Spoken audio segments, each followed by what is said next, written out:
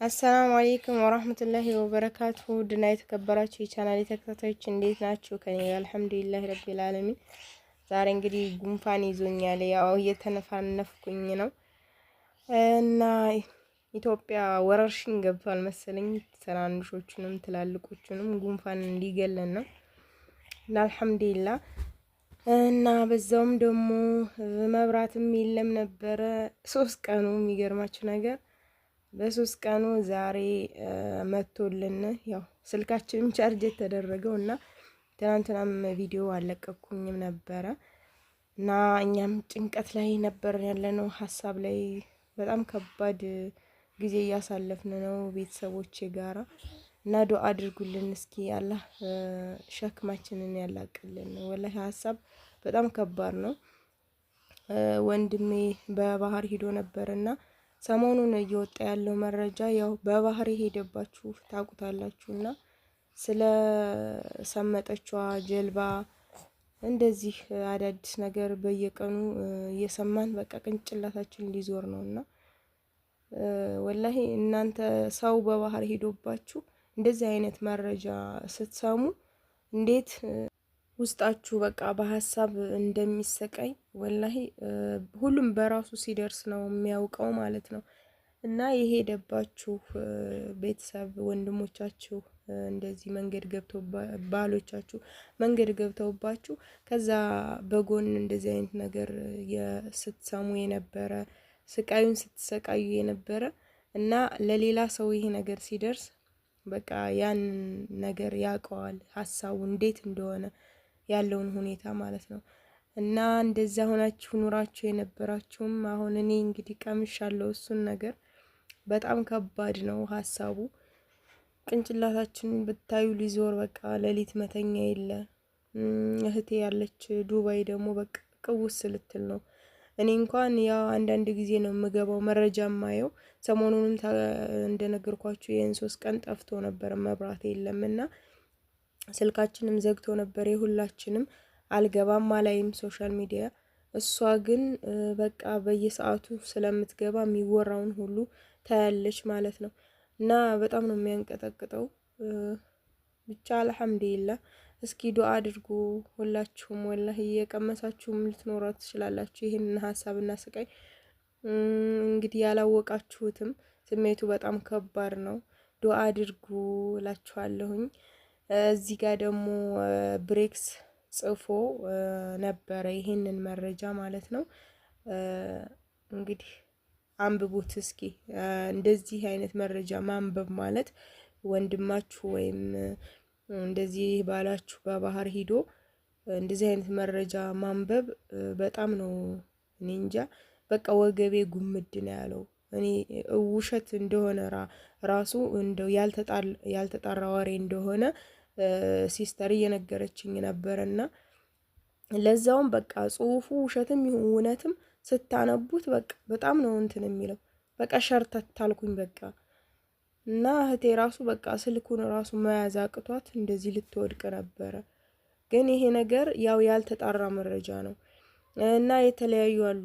አሁን ይሄንን ቪዲዮ ዩት ምሳሌ ማለት ነው ከወር በፊት ነው ተሰውራለች የተባለችው ብሎ ነው ብሬክስ የለቀቀው ማለት ነው ይሄንን ቪዲዮ።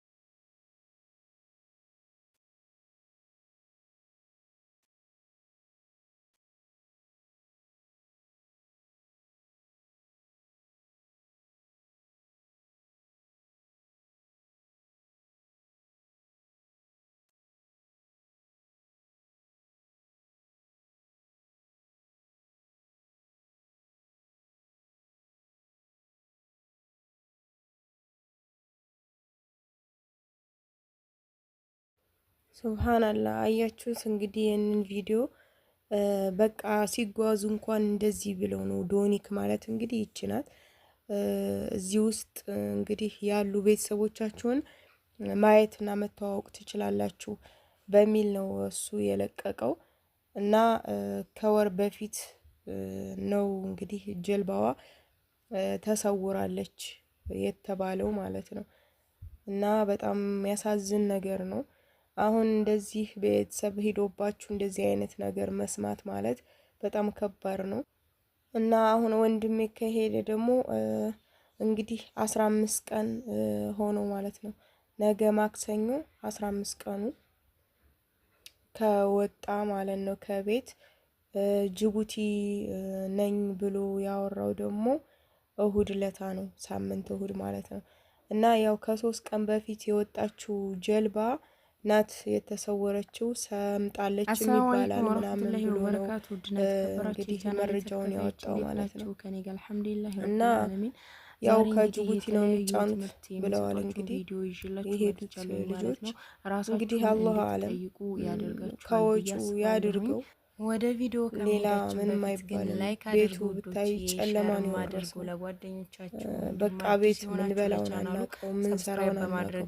በቃ በየሄድንበት ዝም ብለን ቁጭ ብለን ነው የምንለውን። በቃ እናቴ በተለይ በቃ ኢንሻአላህ እንግዲህ ወደ በቃ ስላለች አትቆጠርም። በቃ እንደዚህ ሰውነቷ ይሄዳል እንጂ ይንቀሳቀሳል። በቃ ምን እንደምትሰራ ምን እንደምታረጋ አታውቀው። ገበያ ነጋዴ ናት ብያቸዋለሁ። አንዳንድ ጊዜ ዘንቢሏን ትታው ረስታው ትሄዳለች። አንዳንድ ጊዜ ደግሞ መዘርጊያ እንዳለ አይደለ ከላይና ከታች የሚነጠፈው እሱን ረስታ ትሄዳለች። በቃ በኋላ ወይ እንልክላታል ወይ እዛ ተቀምጣ ደግሞ የምትሰማው ነገር ብዙ ነው። ታውቃላችሁ፣ ብዙ የሄደበት ሰው አለ። በቃ ብዙ በሀሳብ እንትን የሚላለ እንደሷውና በቃ በየሄደችበት ከሀሳቡ ቤት ስቀመጥ ጭንቀቱ ሊገለኝ ነው እና ብሄድ ይሻለኛል ትልና ትሄዳለች። ገበያ ስትሄድ በቃ የዛንም እንዲህ ሆኖብኝ፣ ታስሮብኝ፣ እንደዚህ ሆኖብኝ፣ ተደብድቦብኝ፣ እንደዚህ ሆኖብኝ በቃ ከጠፋ 2 ወር ሆኖታል፣ 3 ወር ሆኖታል፣ ወር ሆኖታል በቃ የሚሏት እና ያን ሁሉ ስትሰማ በቃ ቅንጭላቷ ሊፈነዳ ነው የሚደርሰው። እና እናቴም ተሰቃየች። እኛም በሱ ሀሳብ መሰቃየቱ አንሶ ደግሞ እናታችሁ አባታችሁ እንደዛ ሲሆኑ እያያችሁ መሰቃየቱ ራሱ እሱ ራሱ አንድ ስቃይ ነው እና ከባድ ነው። እና ወዶች ዱአ አድርጉ እስኪ ሁላችሁም። በጣም የሚያሳዝን ነገር ነው እንደዚህ አይነት ነገር። በቃ አለው ብሎ ድምፁን እስከሰማ ነው ድረስ እስከደወለ ድረስ በቃ አሁን ጅቡቲ ወደ ጅቡቲ ገባሁኝ ብሎ ከደወለ በኋላ ድምጽ የለም። አሁን በደህናው ጊዜ እንደዚህ በቃ እንደዚህ አይነት መረጃ ሳንሰማ ቀርተን ቢሆን ኖሮ ጊዜው ገና ነው እንጠብቅ ነበረ። ግን አሁን እንደዚህ እየተባለ ነው፣ በዚህ ሰምጣለች፣ በዚህ ተሰውራለች በቃ እና በጣም የሚያሳስብ ጉዳይ ነው የገጠመን። ውዶች ዱአ አድርጉ።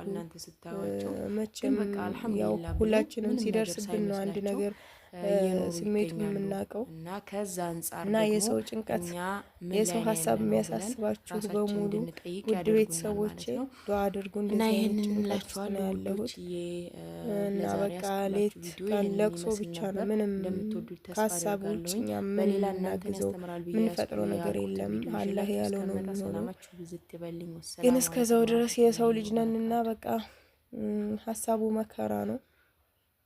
አላስብም ብትሉ ራሱ በቃ ግዴታ ያስጨንቃችኋል፣ ያሳስባችኋል እና በጣም ከባድ ሁኔታ ነው እና አላህ ፈረጃውን ቅርብ ያድርገው። ደግሞ አላህ እንግዲህ እሱን ከክፉ ነገር ይጠብቀው ብላችሁ ዱአ አድርጉ። በሰላም እንዲገባ የትም ሆኖ ሳይገባም ገናም ወደዚህ ከባህሩ ወደዚህም እንደሆነ ከዛ ወደዛም እንደሆነ እንግዲህ ድምፁን እንድናገኝ ነው የምንፈልገው፣ ሰላም መሆኑንና እንግዲህ አላህ ሰላም ያድርገው። ይህንን ብቻ ዱአ አድርጉልኝ ውዶችዬ። በጣም ህዝቡት እየተሰቃየ ነው ያለው ወላሂ። እዛ አሁን እኛ ቤት ገብቶ አየ ነው እንጂ በቃ ሰው ደላላውም እንደዚህ ብሎ ነው በቃ ጀንጅ ነው የሚወስዳቸው፣ ህፃናት ሳይቀሩ እዚህ ቪዲዮ ላይ እንዳያችኋቸው በቃ አሉ ልጆች እንደዚህ ህፃናቶች አሉ፣ ሴቶች አሉ። ወላሂ በጣም እኔ እንጃ እንዴትስ እንደዚህ በረሃ ያቋርጣሉ ብለው ሰብስበው እንደሚወስዷቸው ደላሎቹ አላቅም። እና በቃ የማይሄድበት የለም፣ የማያታለቅስ እናት የለችም። ሁሉም በቃ እየተሰቃየ ነው ያለው የኢትዮጵያ ህዝብ። እነሱም ልጆቹ አትሄዱ ቢሏቸውም አይሰሙም። ደላላውም እንደዚህ ያደረገ እያፈሰ ይወስዳቸዋል። እና እኔ እንጃ ኢትዮጵያ ውስጥ ያለ ሰው በጣም ድንግርግሩ ነው የወጣው። እናት ወላድ አልታደለችም። በጣም ከባድ ሁኔታ ነው የሚያሳልፈው የከተማውም ሰው የገጠሩም ሰው። እና አሁን ፓስፖርት አውጥተው እንግዲህ ፓስፖርት ይዘው ራሱ መንገድ መግባት ማለት በጣም ከባድ ነው። በህጋዊ መንገድ እየተመቻቸ ሰው እየሄደ ግን ደላላው በዛ እንዲህ ነው ብሎ ይወስዳቸዋል። እና እንደዚህ አይነት ነገር አለ። ለምን እንደሆነ እኔ አላቅም። እነሱ ብራቸውን ያካብታሉ። የድሃ ልጅ መንገድ ይገባል፣ እናትም ታስባለች። እንደዚሁም ደግሞ መንገድ ላይ ብዙ ስቃይ ያጋጥማቸዋል። ሴቶቹም እንደምታዩቸው ሁሉም መንገድ ገብቷል። ኸልቁ በቃ እንደው አላህ የኸለቀው ወንድ ልጅ ትንሹም ትልቁም በቃ ተነስቶ መንገድ ገብቷል። አላህ ይድረስላቸው። ቤተሰቡንም ወላዱንም አላህ ይድረስለት። ሀበሻ አልታደለም። በቃ እንደው በየሄደበት መሞት ነው። በየሄደበት መከራ፣ ችግር፣ ስቃይ ነው የሚያጋጥመው። እንደው ረፉም ቢባሉም አያርፉም። እንደው ብቻ ሀሳብ ነው። በቃ ምንም ማድረግ አይቻልም። እንግዲህ ያለ ኸይሩን ነገር ይፍጠርልን። ውዶች የዱአ አድርጉ። በቀጣይ ቪዲዮ ተመልሼ እስከመጣ አላህ ሰላማችሁን ብዝት ያደርግልኝ፣ ሀገራችንም ሰላም ያደርግልን፣ እኛንም ኸይር ያሰማን። አሰላሙ አለይኩም።